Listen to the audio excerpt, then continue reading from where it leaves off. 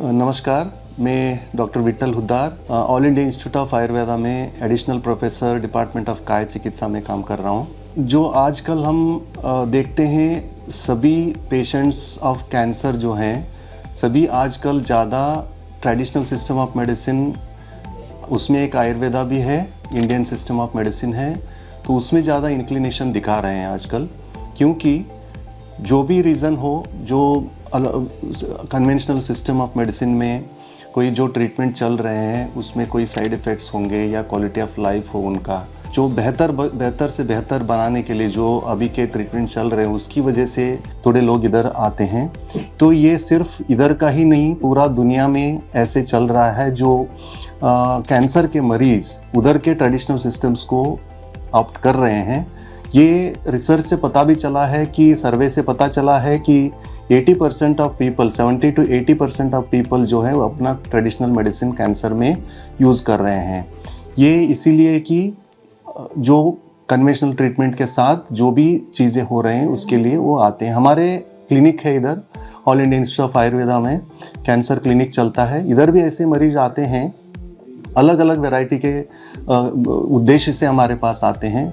एक जो है, जब ट्रीटमेंट कन्वेंशनल ट्रीटमेंट का चल रहा है और उनको बहुत सारे साइड इफ़ेक्ट्स हो रहे हैं, जैसे कि उल्टी हो गई, सर दर्द हो गया, लूज मोशन हो गए, वेट रिडक्शन हो रहा है, सूखापन शरीर में आ रहा है, ऐसी चीज़ें लेके भूख नहीं लगना, बहुत सारी चीज़ें ऐसे साइड इफ़ेक्ट्स होते हैं। तो उसके लिए मैनेजमेंट के लिए थोड़े लोग आते हैं।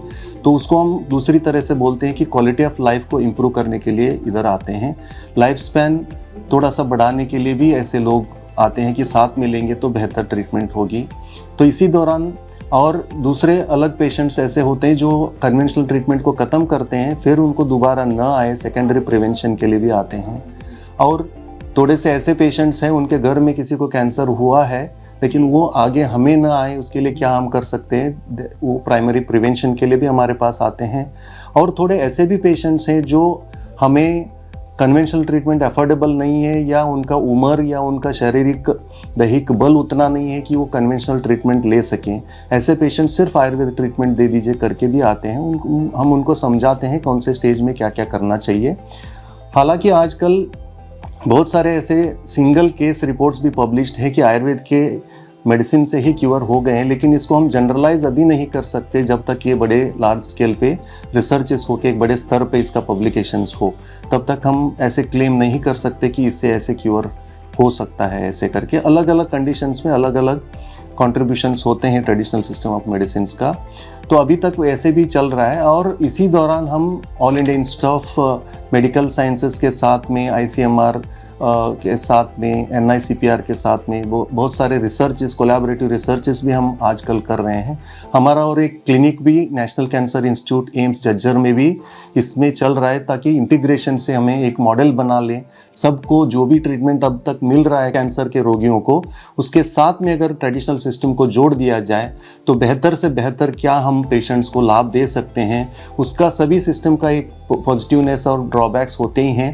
अगर जो भी दोनों के सिस्टम के स्ट्रेंथ को ऐड करते हुए अगर हम पेशेंट्स को हम ये एक मॉडल दे दें कि बेहतर से बेहतर पेशेंट्स के लिए लाभ हो जाए। इसी दौरान सभी रिसर्चेस क्लिनिक्स अभी चल रहे हैं और all India institute of Ayurveda इसी के एक separate unit centre for integrative oncology एक एस्टैब्लिश किया है, जो all India institute of Ayurveda and national institute of cancer research and prevention and research ICMR का है। उसके साथ में भी एक सेंटर खुला हुआ है।